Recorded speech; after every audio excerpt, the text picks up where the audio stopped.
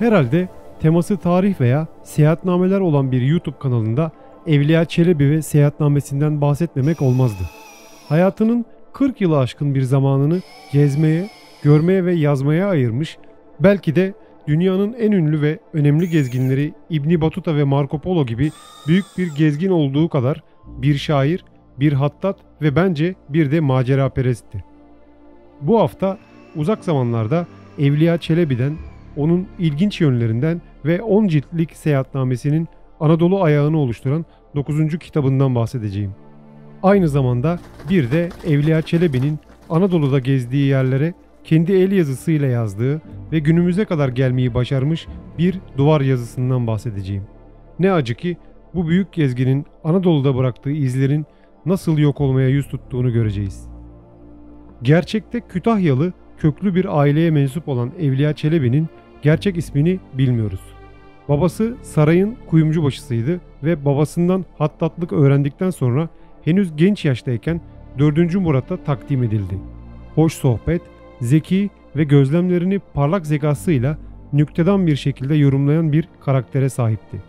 Öyle ki 4. Murat sinirli olduğu zamanlar Evliya Çelebi'yi huzuruna çağırtıyordu. Bu Evliya'nın renkli kişiliği hakkında çok şey anlatan bir ipucu. Herhalde sürekli sinirli bir padişahın gönlünü hoş tutabilmek zor olsa gerekti. Genelde bilindiği üzere gördüğü bir rüyaya bağlanan gezisi aslında sadece İstanbul'la sınırlıydı.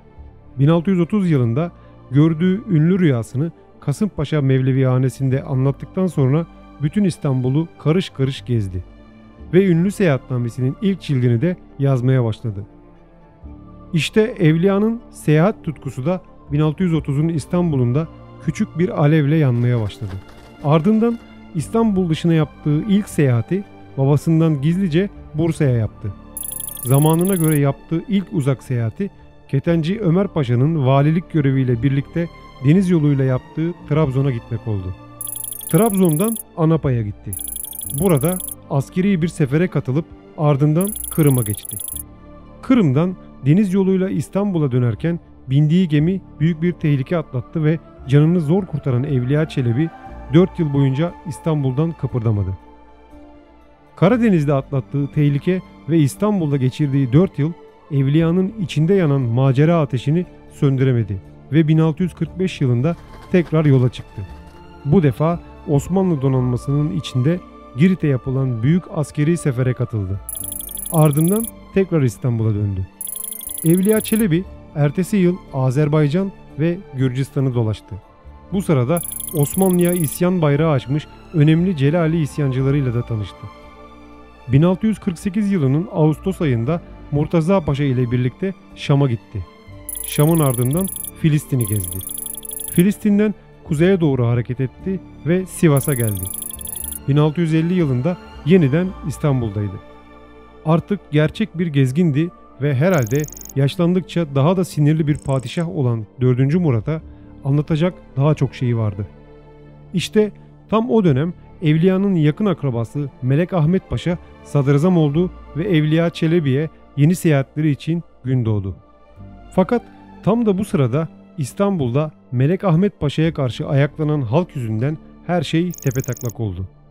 Ve paşa ve mahiyetiyle birlikte Rusçuk ve Silistre'ye gitmek zorunda kaldı. 1653 yılında yeniden İstanbul.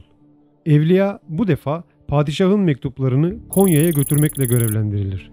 Rüzgar yeniden esmeye başlar ve Evliya Çelebi Konya'nın ardından Anadolu'nun doğusuna doğru hareket eder. Mektuplar birbiri ardına sıralanır. Evliya Çelebi adeta bir elçi gibi yeni mektuplarla birlikte İran'a ve Bağdat'a gitti. Evliya Çelebi 1650 yılında tekrar İstanbul'u gördü. O dönem muhtemelen artık saray çevresinde daha ünlü ve popüler bir saray erkanıydı. 1659 yılında yine yol göründü. Bu defa Boğdan Voyvodası Stefanitsa'yı ülkesine geri götüren kafileye katıldı. Ardından Edirne'ye döndü. Hemen ardından Bosna'ya. Şimdi de vergi tahsilatı göreviyle tüm Rumeli'yi karış karış dolaştı. İstanbul'a dönüşünün hemen ardından 1663 yılında Avusturya seferine katıldı. İşte tam bu dönem kendi rivayetine göre Bohemya'ya, İsveç'e ve Hollanda'ya gitti. Ardından Venedik sınırına kadar ilerledi ve sonrasında Macaristan'da Rahab Muharebesi'ni gördü. Yolculuğu devam etti. Elçi olarak Viyana'ya gitti. Viyana'dan Kırım'a ve oradan da Kafkasya'ya geçti. 1668 yılında tekrar İstanbul'a döndü. Şimdi Haliç'ten Girit'e doğru denize açılan Osmanlı donanmasının içindeydi. Girit kuşatmasını bizzat görüp son kez İstanbul'a döndü. Buraya kadar tamam. Fakat gördüğü onca farklı yerden, katıldığı seferlerden, yaşadığı maceralardan sonra aslında onun macerası daha yeni başlıyordu. İşte 1671 yılının bir İstanbul gecesinde onu İstanbul'dan Mısır'a götürecek o efsanevi yolculuğa çıkmasını sağlayan rüyayı ikinci kez gördü. İlk defa herhangi bir kafileye katılmadan bir dostu, 3 yoldaşı ve 8 kölesiyle birlikte İstanbul'dan yola çıktı. İşte bu seferi de seyahatnamesinin Anadolu ayağını kapsayan 9. cildini oluşturdu. Evliya Çelebi bu defa Anadolu'ya derinlemesine girdi. Bursa, Kütahya, Afyon ve İzmir'e gitti.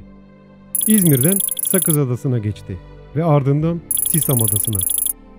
Sisam Adası'ndan Anadolu'ya tekrar geçti. Aydın'ı ve Muğla'yı gezdi. Muğla'dan Rodos Adası'na geçti ve Rodos'u detaylıca gezdi.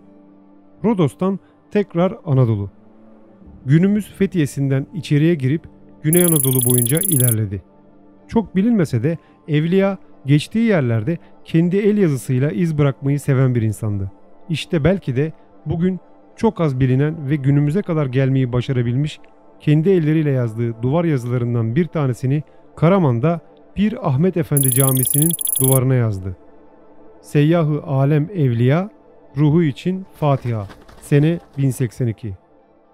Evliya bazen bir mısra, bir dörtlük veya bazen de sadece ismini ve tarihini yazıyordu. İşte Evliya'ya ait bilinen bu izlerin hemen hemen hepsi bilinçsizce yapılan restorasyonlarla birlikte yok olup tarihe karıştılar.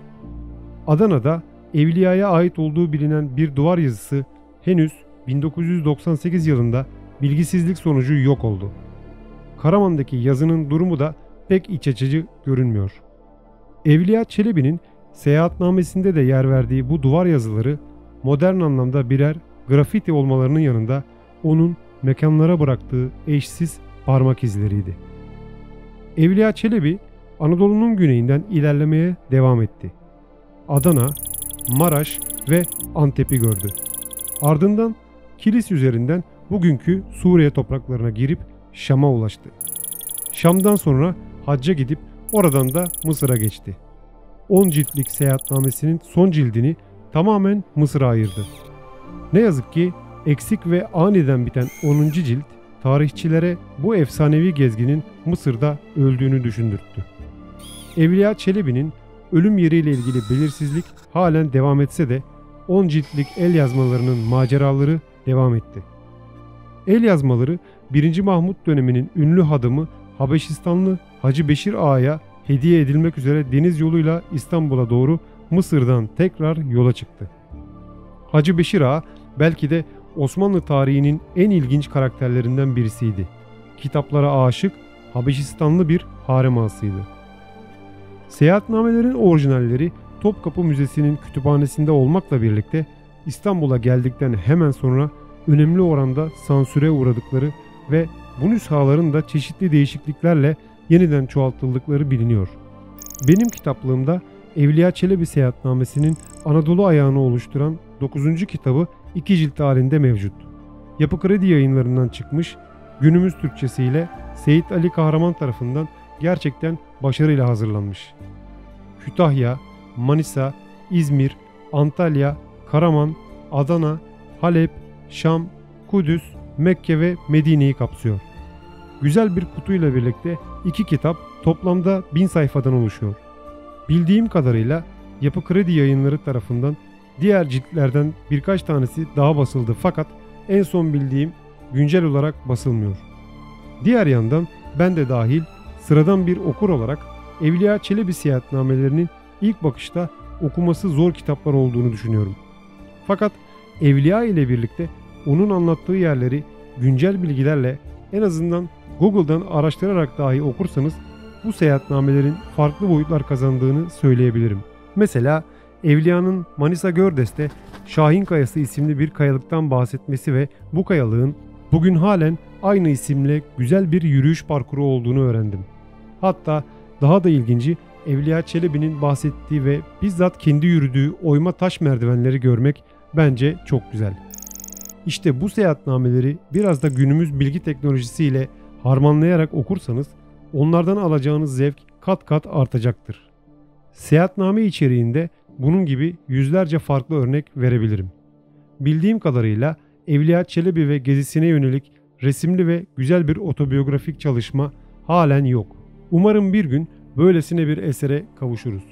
Ve umarım Anadolu'da Evliya Çelebi'ye ait yeni duvar yazıları, yeni parmak izleri bulunur. Evet, amacım Anadolu tarihine farklı açılardan, seyahatnamelerin, gravürlerin ve kitapların penceresinden bakmak. Uzak zamanlara abone olmanız ve eğer beğendiyseniz beğen butonuna tıklamanız yeni çalışmalar için beni motive ediyor. Uzak zamanların bir de Instagram sayfası var. Bir sonraki bölümde yeniden görüşmek üzere, herkese sevgiler.